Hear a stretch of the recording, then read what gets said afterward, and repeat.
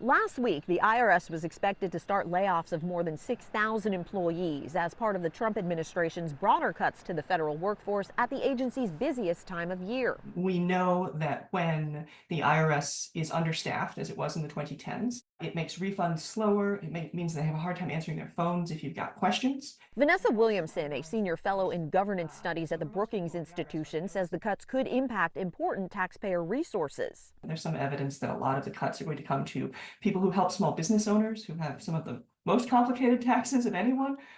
So if you haven't filed, I recommend you file as soon as possible. Tom O'Sabin, Director of Tax Content and Government Relations at the National Association of Tax Professionals, says amid leaner IRS staffing, taxpayers should try to limit the need for person-to-person contact with the agency. What it means is if there's any possibility to electronically file your return, do so. Whether you're using a tax professional or you're filing or you're on your own, or you use the direct file system, which is relatively new at the IRS, try to submit your return electronically. O'Sabin adds that careful preparation can also minimize omissions and errors that could take longer to correct.